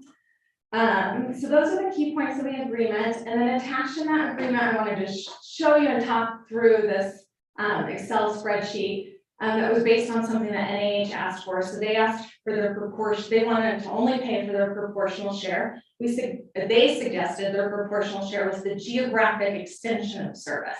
So we currently provide service to Woodlands Village, the Walmart stop area, essentially. And then everything south of that is new service for Mountain Line. So they said, what's our geographic share? So we did the math geographically, and it's about 52% new service, so NAH's responsibility, 48% existing territory that Mountain Line covers.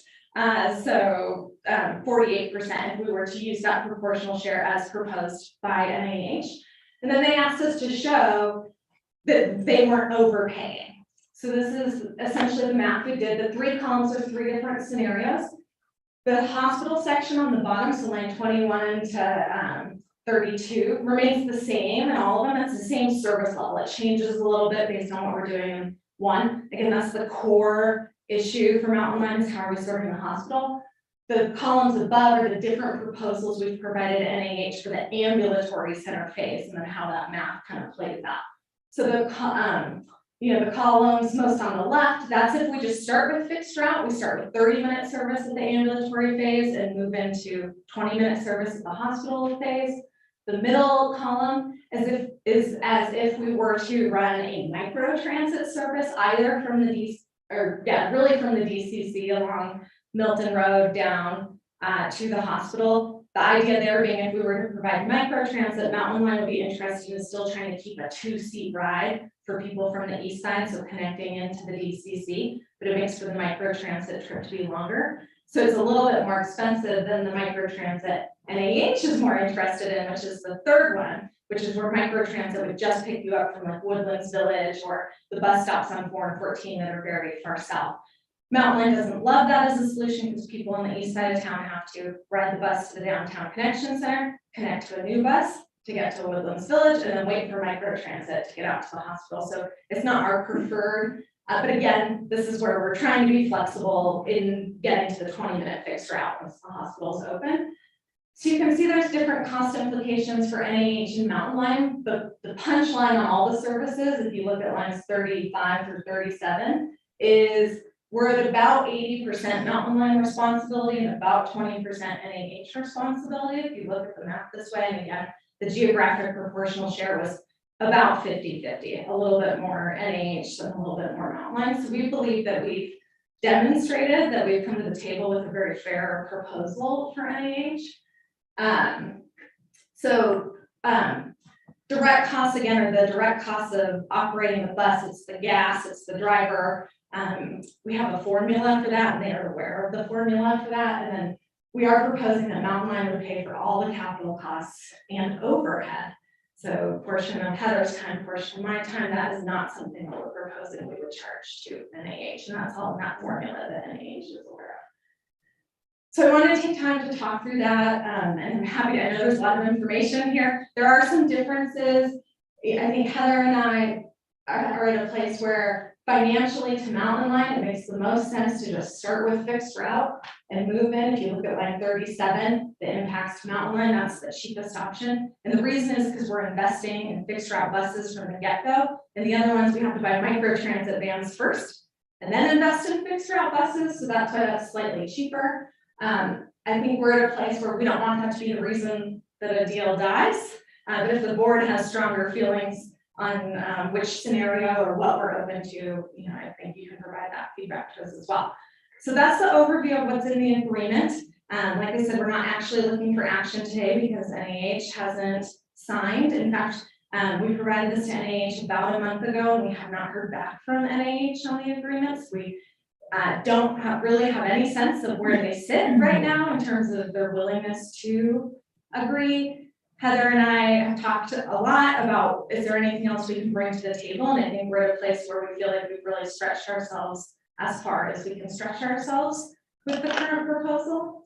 And at this point, the first application for NAH is going in front of council on December 5th. Our hope had been that we'd be able to go and say we have a signed service agreement and we're here to support this and transit's taken care of. I should mention on the city side, the city likes this approach of sign a service agreement with NAH, then the development agreement would say you must comply with the service agreement with Mountain Line, and it would be very simple in the development agreement. But at this point, we feel like we have to go to council and say, they've been provided a service agreement and we don't know where we stand in December. That's not our ideal, but it is where we currently are. But again, if the board has feedback on that for us, we're open to that. And Heather, do you want to add anything?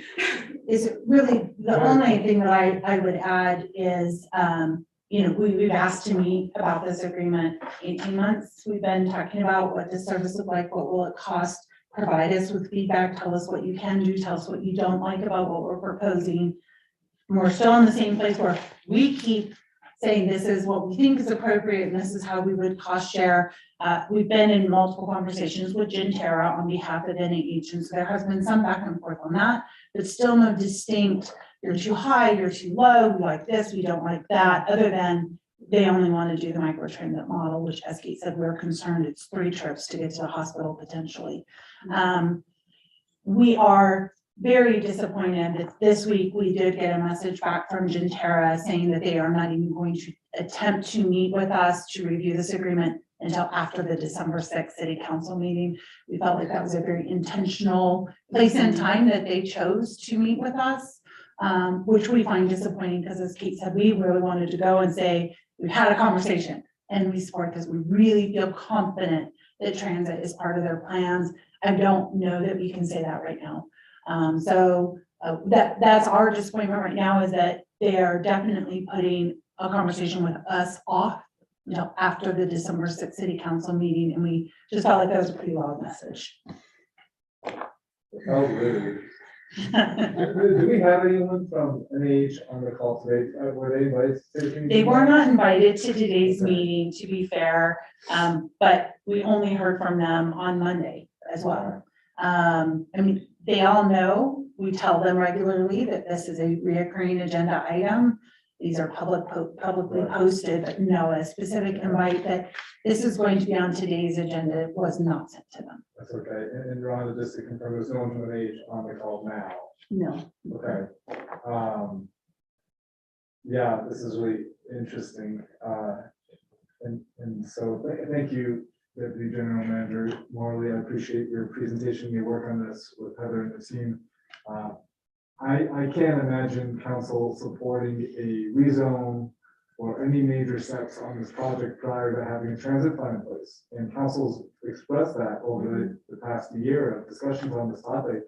The importance of having transit accessibility through the lens of equity and the needs of our community. I think we're all on the same page about that. So it is very disappointing to hear that they're playing the card of not wanting to talk until after that meeting, which just puts everyone in an awkward situation.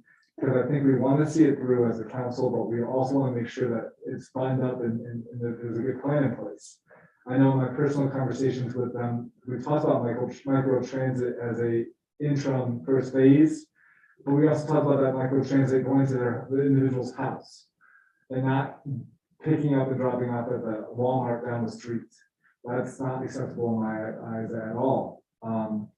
And so looking at this is it basically the NIH is being requested for 1.3, basically 1.4 million per year in that first option? Yeah, so the way the spreadsheet works, and NIH has the live spreadsheet where that boxes in yellow can change because we don't know how long each service will be in, so we made it flexible for them to play with. And really, no matter how many years you put in the scenarios, Mountain Line's contributing more than the geographic split. What's in front of you is 1 year of each. But I think the most important, to just give you a sense of where it lines out, I think long-term, it's the fixed route service that's going to be in place for a long period of time. So I would look at line 23, where really what we're asking the hospital for is about, once the main facility is open, it's about $879,000 a year, $880,000 a year in operating costs for the route. That would change every year based on our budget and those line items that are direct. That's where we put that 4% per year cap on escalating in, to try to, provide them assurances. At risk to Mountain Line, who would have to cover any other escalation until they caught back up. So I think that, the first year you can see line 10 is kind of their direct cost for however long just the ambulatory center phase is open. But then line 23 is where the longer term piece is. I will say, if we go in 2024 to the taxpayers and the council asks the taxpayers to pay for this, there is a chance NIH never pays for any of it because we're able to pass a tax before their facility opens. Wow. So that's why the timeline is kind of unknown about how long they would, be on the hook, I guess. So about 880,000 years. I bet if council were to agree to ask the taxpayers, NIH would be front and center supporting this. They have suggested that it would be their role. We're hesitant to walk into those conversations as staff. Yeah. Because staff really can't be involved in advocating for anything. We can only educate. Right. So we've kind of said, that would be your choice. I think board might have more flexibility in advocating for things than staff do. Is that true? As elected officials? Yeah. Sure. Of course. I will just point out, there are some timing concerns. Yes. So as Kate alluded to, we don't know, or even said, we don't know the timeline. The soonest we can go to the voters is November of 2024. So that is post fiscal year 2024. And if I understand how the tax questions work, it's passed in November and it starts collecting in January of 2025. If it starts collecting in January of 2025, you're potentially talking of at least 1 year of tax collection before we have funding to do any capital or any of the operating cost. And so we're really talking about potentially introducing the service maybe as early as January 2026, but more likely fall of 2026. And if I understand the timeline right, they're hoping the ambulatory is open before that date and timeline. So that's one of the concerns. So I think that's why we're saying NIH, we need this as the safety net to get us to that tax question. And we try to say all the time, there is a risk with the tax question. There's no guarantee that the voters will sign off on a tax question. We saw that in 2018. It's they can make that choice. We can do our best to educate them on what the tax will do for the community, but it's always a risk. And so we feel like this agreement's important because of that tax, even when we move forward with the tax question. So I'm just going to assume council would approve that for this discussion.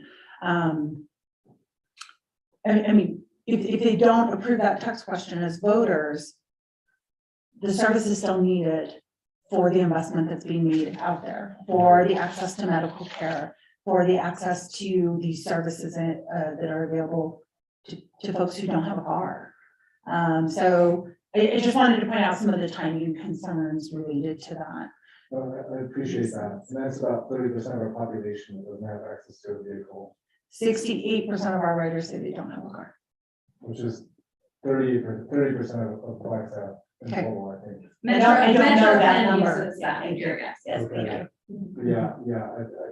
I think we're all on the same page in terms of this, and just to confirm, Kate, so there's flexibility in this service agreement that allows for them to be not on the hook if there is other funding found or generated from a sales tax. Yeah. Or in partnership with the airport or whomever.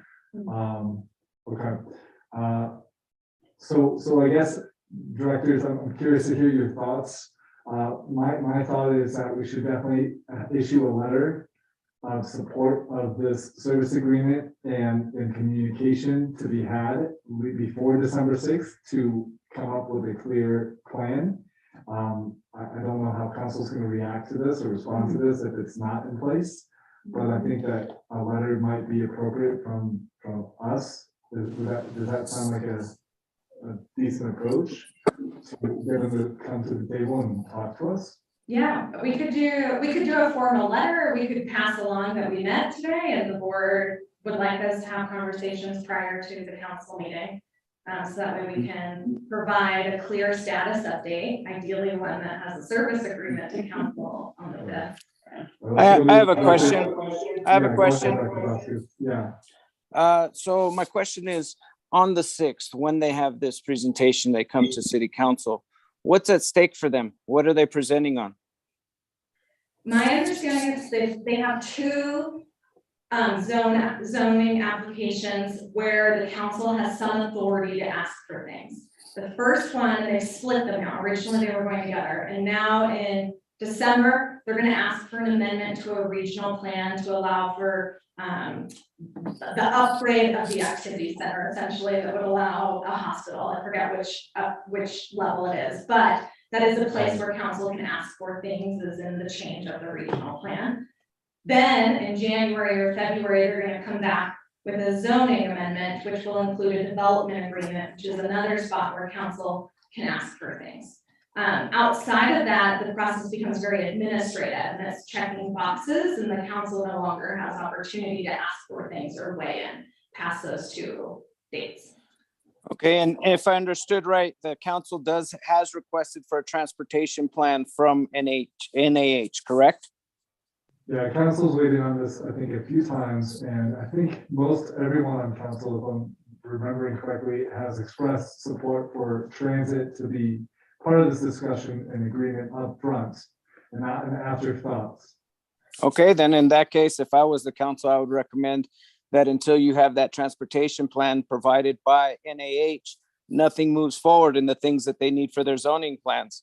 And then in the meantime, we send a letter to NAH, excuse me, stating that we're open till December 6th to modify this plan. Otherwise, this is the plan that Mountain Line is going to recommend to the city council in the event that they move forward. But as city council, I would just push it off until they come up with a agreeable transportation plan.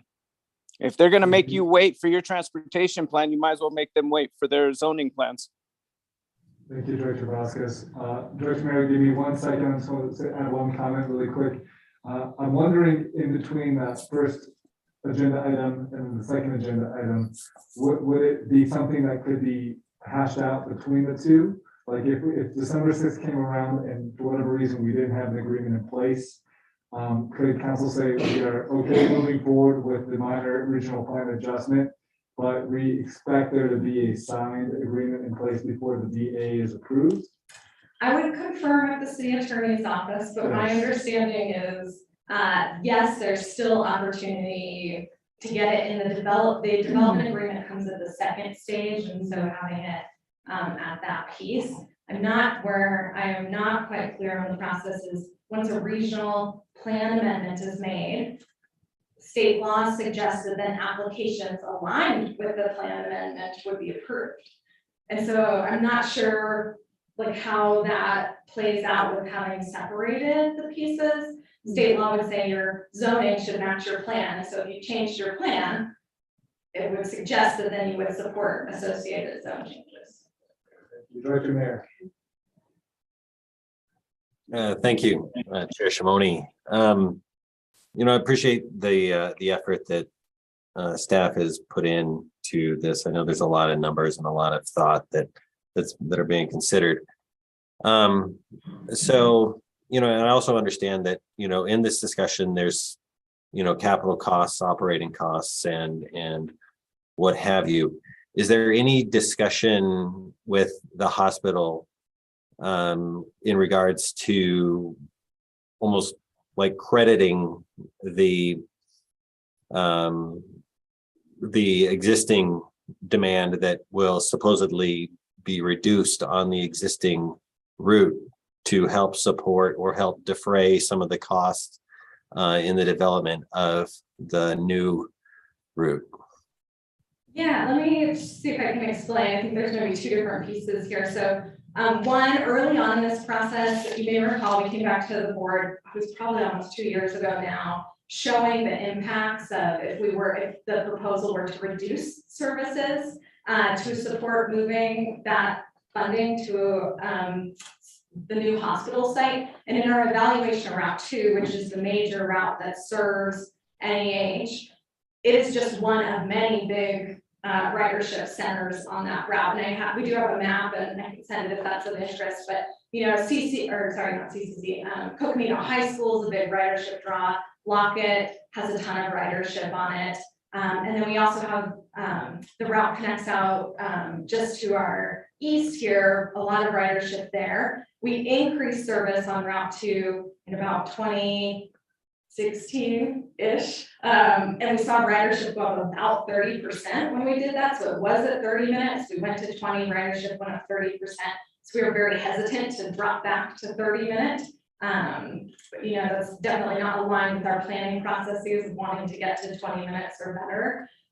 Route 5 also serves the hospital. The trouble is there's only one bus serving Route 5. And so if we were to, there's less equity concerns. It goes out to Cheshire, but it serves some key neighborhoods that would lose all service. So the Peaks is a ridership generator. Fala is a ridership generator. Clark Homes is a ridership generator. If we were to pull Route 5 entirely, those people would have no service. And so we didn't see a good solution for reducing service to credit NAH. What I will say is NAH has approached us about, can they get credited for tax revenue generated? They shared some numbers with us, and it was very small amount of sales tax generated by NAH. So I believe, and Heather, if you remember, you can correct me, I think the number was something like $140,000 over 20 years benefit to Mountain Line. And so that's not really something we can do if we're looking $870,000 a year. Additionally, the city is the one who would actually have to approve crediting them. It's not the way they set up sales tax. It's technically the city's sales tax. They didn't seem very open to the idea of getting into that level of weeds of sales tax generation, parsing things out that way, the doors that it would open for other people trying to claim their share of sales tax credit, I guess. In case you go, I just did the math, it's $7,000 a year. And the price tag for an age is 880. So I think it's really a minor moot point. Director Mary, keep going. It's just another question. It exists just slightly outside of the scope of this discussion, but along the lines of what Director Vasquez's comments were, which I think also exists slightly outside of the scope of this discussion, is that in considering this, I mean, really, we're not here to provide direction to council, right? And acknowledging that the transit service, the new development is an important factor. I would discourage, just given the vast benefits that exist outside of this discussion, I would really discourage council from hinging whether or not NAH has an existing agreement or surrounding transit from their process moving forward, just given all the ancillary benefits that exist. So that's my 2 cents, and I would not be supportive of us writing any sort of letter stating such. Director Mayor, just for clarification, so you're saying that you feel comfortable with the city approving a rezone and a minor regional plan amendments without having a transit plan for a hospital? I'm saying that it exists outside of the scope of this board's discretion. I guess I'm a little confused. I appreciate it, I really do. I'm not trying to go back and forth with you on this too much, but I guess I'm wondering, you know, as a board, putting my board member hat on, like this is, I feel like this is our job. I feel like this is what we're tasked to do, is to make sure that transit is front and center in our community, and that we're moving forward with Mountain Line's best interest, in our community's best interest. And I guess I just see major concerns about the city of Flagstaff approving a regional plan amendments without a transit plan. I guess through both hats, you know, that I'm wearing, but I feel like it is our role as a board, and maybe Rhonda or someone can speak to the role of the board in this decision, or Deputy General Manager. Maybe I can provide some history with some other developments that where it really has come back to something very clearly the board. So we've had other developments move off of transit. No surprise, right? At one point, like Staff Shelter Services was located on transit, and ever since Mountain Line, they moved away. They knowingly moved away, and ever since Mountain Line's been trying to find funding to serve that site. We did it with the micro transit project this year, years later, after years of trying. And if you remember, the board voted this year too, even though there is an increase in cost, the board voted to put money towards that service. It's very small compared to what we're talking about now. I think it was like $30,000 a year to provide the micro transit. So a good solution there. More recently, Sacred Peaks moved away. You may recall right before COVID, we were actually getting a lot of public comment here at Mountain Line board meetings, demanding Mountain Line serve Sacred Peaks better. We actually are very close to Sacred Peaks, but there's no crossing across 89A there. And so people have to get off the bus on the far side of 89A and run across the road to get to the that facility. We've looked for a lot of improvements with the city and really said, like, the city's got to install a light, or the city needs to do something. There's really nothing for Mountain Line to do. But they can't, you know, continually we're at the board asking Mountain Line to solve the problem because they saw it as a transit problem. So I think our major concern here is that if the hospital moves without a plan, the public will come demand Mountain Line figure out how to solve the Yeah. problem. They're not gonna demand the city figure it out. They're gonna ask us to do it, and I think where we're fearful is that we're gonna end up in a position where we're asked to cut other services to this community if we are not proactive at this stage. I'm curious. Chairman, this is Scott Holcomb. Go ahead, Scott. Yeah, just for clarity, whoops, let me get my video. Just for clarity, it is within the legal purview of this board and of Mountain Line to make those suggestions, write a letter to the city in support of transit or its position as the transit provider as to what should be done in relation to the transit plans, and without making any comment on the policy, whether you should. But there is no, legally, there's no restriction on you doing that. And in fact, that is one of the reasons that the Mountain Line exists and the board exists. Thank you, Scott. Dr. Mayor. If I could clarify. So I don't think that it behooves us to recommend that we hold up the development of the hospital, given its many ancillary benefits that exist. That's just my 2 cents. And Director Mayor, what I hear you saying is that the pros outweigh the cons of not having transit in place to you. I think just given that the hospital is negotiating in good faith currently, it doesn't behoove us to write a letter to council encouraging them to hold up the development of the hospital. And this is fun because this is like, not often do we get to really get into things that are juicy at the online board meeting, so I appreciate this, especially at a council meeting. This is great. But I guess Can I say something, please? Yeah, please.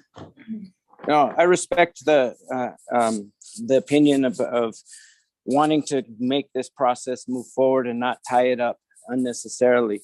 However, it seems like in terms of transportation, right now, these next 2 steps, this one on December 6th and the one in February, are the one times that the council actually has some teeth in providing some kind of transportation plan. And if the hospital is allowed to move forward without that plan in place, with those 2 changes, from what I understand of the conversation has been shared with us, is that after that, it's just amount of checking boxes and administrative. You no longer can ask for anything. So it seems to me like between now and February, that transportation plan needs to be provided. Otherwise, we're missing that opportunity to have it as part of the discussion moving forward. So I'm still in favor of writing a letter in support of a transportation plan to be done at least by February. Thank you, Dr. Vasquez. In my perspective, I love the idea of good faith that Dr. Mayor brought up. But when we hear that they don't want to communicate and they've been difficult to communicate with over how many months? Essentially, the bottom line hasn't changed. Well, the bottom line's only gotten better for them, honestly, since 2019. So the first communication we got was document sharing at cost. So I guess I don't necessarily see the argument for them being a good faith communicator with transit if the communication has been so sparse and minimal and them refusing to talk to us before the rezone. Personally, that really frustrates me. I don't understand how they're acting in good faith if they don't want to talk about this service agreement prior, especially having had council meetings prior to this. Anyways, I'm talking a lot. Vice Chair Williams, is there anything else you'd like to add, or Director Sweets? I'd love to hear from everybody. And maybe, maybe a letter isn't what we do, perhaps. The other option you gave was that we give you the ammunition to go and speak to them and say, hey, our board really wants to make sure that this communication's been had and that there's a service agreement in place. Do you see one being better than the other, or both of them kind of being similar? If I may? Yeah. So I've heard a lot of feedback and I don't want to cut off Director Sweet or Director Williams from adding to the conversation.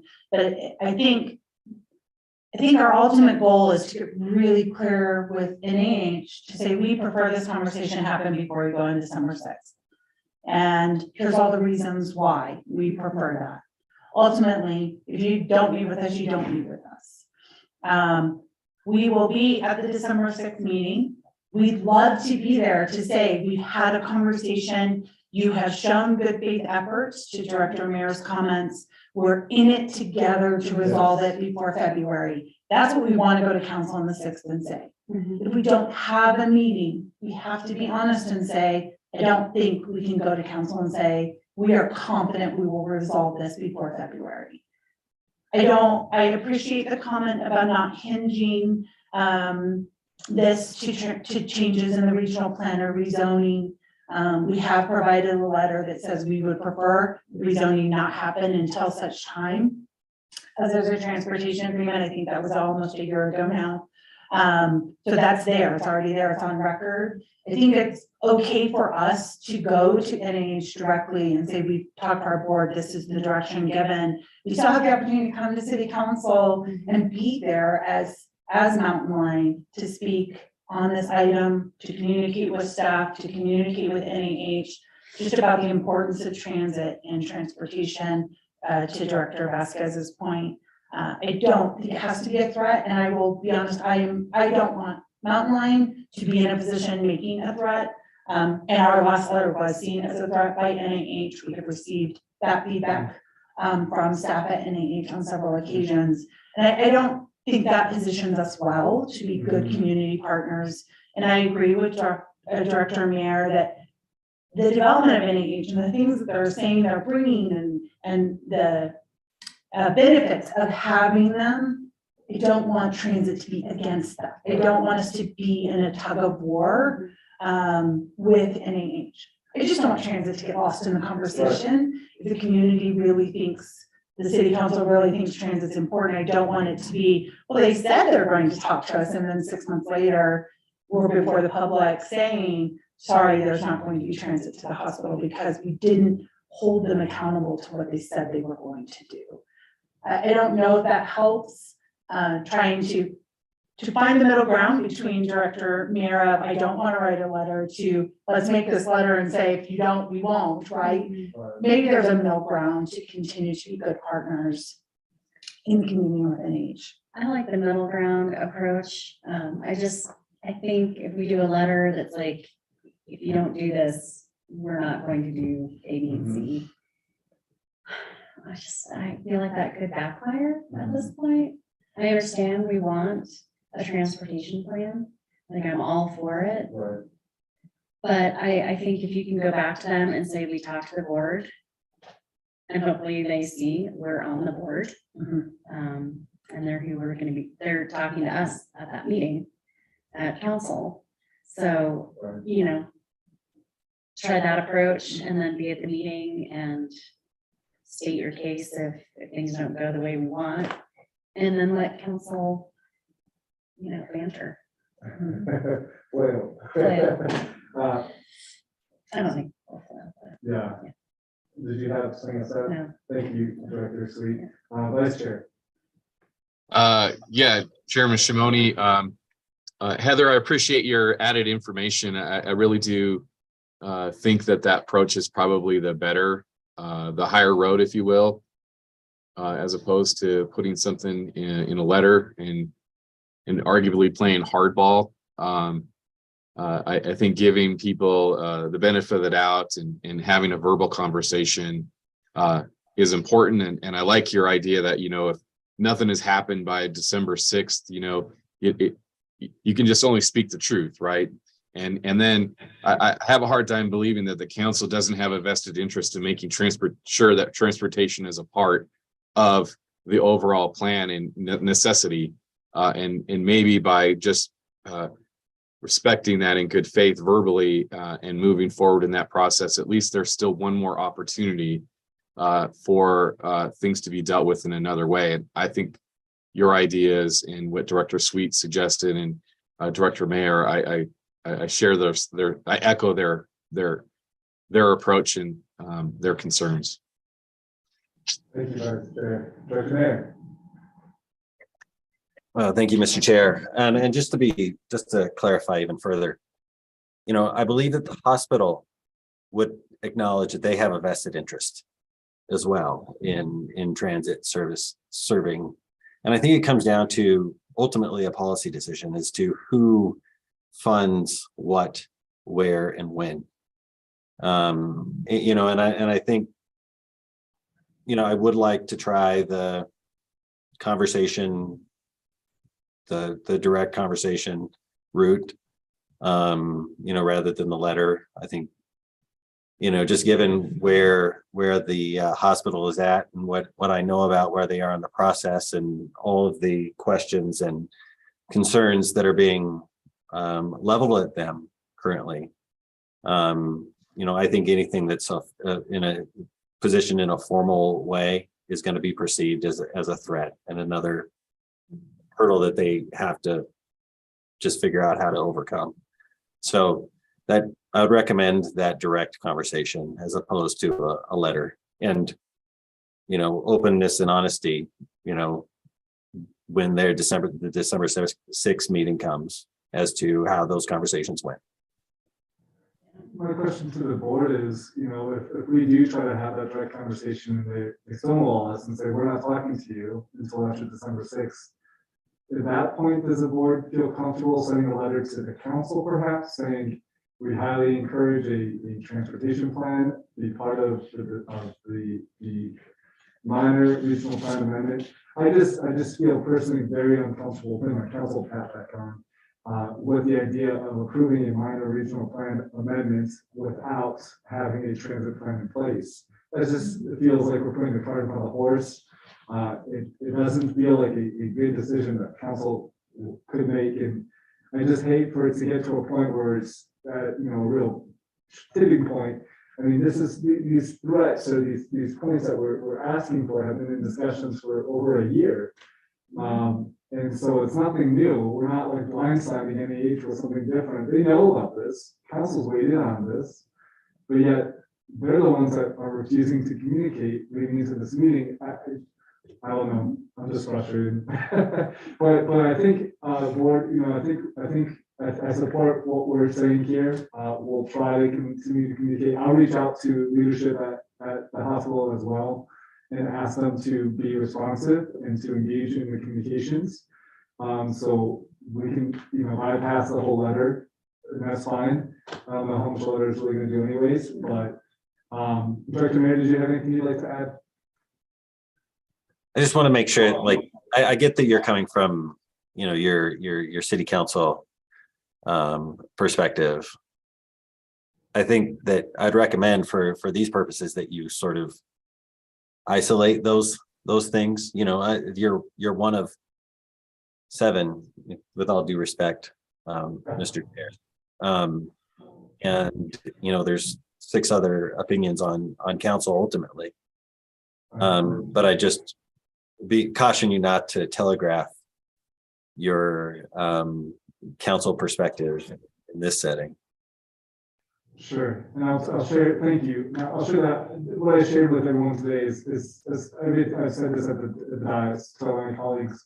And councils have this conversation, so it's not like there's anything new that I'm saying that's different. But no, I fully agree with you, Director Mayor, and I think through the lens of a board member with the Mountain Line, I'm very concerned about the city council addressing this topic without a transit plan, a service plan in place. Very specifically thinking about through the Mountain Line board, that is a big concern to me personally as one of 5, right? So take it as it is. I think, do you feel like you've gotten direction? I think we have good next steps, and we will reach out, try to get a meeting before December 6th. We will attend the December 6th and provide a honest update to council on where we are. And then depending on how that goes after that, we'll strategize on next steps if there's still not an agreement in place and the rezoning is approaching. My guess is that we probably have the January board meeting at about the same time or just before the NIH was in front of council for their rezone, so I do think like we would have the opportunity to come back if we need to. Very good. Great. Well, good luck. It works for us all and Godspeed. No, I have faith that we'll get there, and I agree. I think NIH is a good partner. I am frustrated that they're dragging their heels and trying to communicate, but we'll get there. Very good. So moving on to our progress reports. We have a few here. I always forget. Do we take these as one? We actually, yes, we Yes. skip right over them unless somebody would like them pulled. I do have some current events to share. Very good. So there's a number of progress reports. Are there any that the board would like to pull individually? Not seeing any hands going up. So do we want to have to speak to them in a general manner or just kind of move ahead? Move ahead. Let's do it. If we can, I need to leave soon and we still have the current events. Let's I can jump right to current that. events. Let's Thank do you. it. Sorry, I have another meeting. Yeah. I will be very brief. I want to first share with you Joseph Tyree and Rachel Scala, who have been serving as transit operators. We recently celebrated anniversaries with them. They both were promoted to operations supervisors. We are fully staffed in our operations supervisor division, knock on wood, and we're excited to see the interesting growth of these individuals and other employees who did apply and interview for that position and continuing to grow with the company. So that's all great news that I wanted to share. Oops, I'm scrolling in the room, please. I do have some anniversaries that I'll briefly throw up on the screen. Here are some of our one-year anniversaries, including James, who is not in the room now, but runs our transit advisory committee meetings on the IT side. And then we also have, we celebrated Chris Day Castell's promotion just a while back. He actually just finished his first year with us. Danny Barbie is the other half of our training team, sharing with Jed, and he finished his 6 years. He also started out as an operator with our agency. Want to briefly celebrate Kate Moramy's anniversary, 7 years with Mountain Lion, starting out as a planning manager. Mobility planner, and is currently serving as our deputy general manager. So just happy to share a couple of those. We are graduating 4 trainees right now out of our training program, and we have 6 more coming in. So I will just say that's 10 people in 3 months out of our training program, bringing us to 49 of our 53 or 51 needed full-time positions. So very excited to see some of that happening. That is going to enable us to get back to full service in January. So Route 4 will be on full service, Route 2 will be on full service, and Route 10 with the changes that Busy went over today. So very excited to see those things happen. I know our staff are tired and they're burnt out and they're exhausted. We're half staff that are working 12 and 18 hours of overtime a week, and that's mandatory. So excited to see that happening. Briefly on e-buses, our fleet team is going to California to inspect the vehicle at its start of build in December. So we really think we're going to have that first e-bus here in early January. It has been delayed about 4 months. It was supposed to be here in late September. We're looking at early January. And then our second bus, if it stays on its timeline, should be here in February. However, we just learned that due to supply issues, they've shut down 1 of 2 lines. So all of the vehicles are being built on a single line. And so we don't have an update yet on that second. We will have an unveiling celebration after the holidays, and we'll get you some more information. And then briefly sharing, these are all in the current events in your packet. 1 year ago, we launched Mountain Lingo. That's our microtransit service. Can't believe it's been a year already. It came with lots of challenges, including transferring to a new software, piloting new service, and testing out the commingling of these 2 programs. We've never done that before, but really introduce something that has flexibility and adaptability for our riders and our operations team that really made it happen with their implementation. A couple of stats, 220 people served, over 1,300 trips taken on that microtransit model. That does include the airport numbers, which of course we're now not serving the airport. And lastly, a huge congratulations to Busy, who led our National Transit Database report team. Participating in that were Jeremiah and Josh and Estella, who are regularly here as well. The NTD report key to our federal funding, and the efforts to do that every year can be quite cumbersome. And so thanks to them and their efforts. And that's it for my comments. Thank you all. That was great. We're down to items to and from committee and staff. And if anyone has any questions about the current events, we can circle back to that as well. But any items to and from that anyone would like to bring up at this point? I'd like to thank Vice Chair Williams for chairing that meeting the other day, the other week. And to all the board members for being involved in that discussion. I was bummed to miss it, but I heard it went really well. And again, thank you for allowing me to be one of your board members and to be the chair. It's been a real honor and a pleasure. Any other comments in closing, Vice Chair? Yeah, Chair Shimoni, I just want to recognize you for your leadership. I over the last year or so serving in the vice chair position. I just want to tell you that I've appreciated learning from you and mentoring me. Unbeknownst to me, I did not know at the time that the next step would be stepping into the chair role. So I just want to say thank you for your service. And on a personal note, I did miss your presence last month in that joint meeting. It was the first time I met anybody in person. I started serving on the board, and it was an extremely large group of people. Wow. So, but it was fun. It was I thought there was a really good,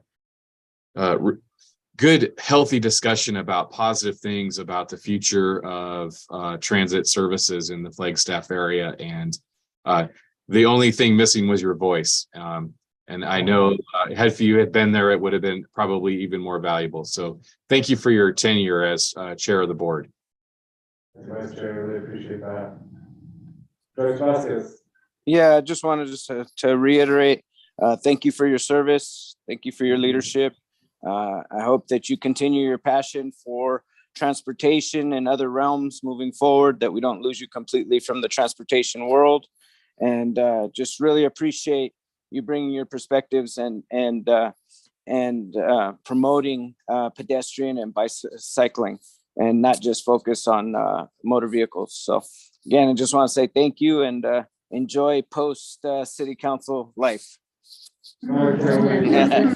Thank you. Thank you very much. And you will be hearing and seeing from me plenty. Don't you worry. I will not be shy to show up and hold us all accountable. So thank you. And thank you all for your service again. And it's really been a pleasure to work with all of you. And I'm sure we'll be continuing to work together in whatever capacity it is. But thank you.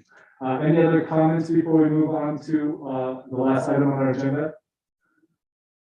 Okay, so the next meeting, there's information about it, January 18th. If there's anything else you'd like to add, maybe speak up now or email Heather. Anything anyone would like to say about that next meeting? Going once, going twice, very good. And with that, Shimoni out, we are adjourned. Have a great day. Thank you all. Thank you, everyone. Thank you, everyone. Bye-bye.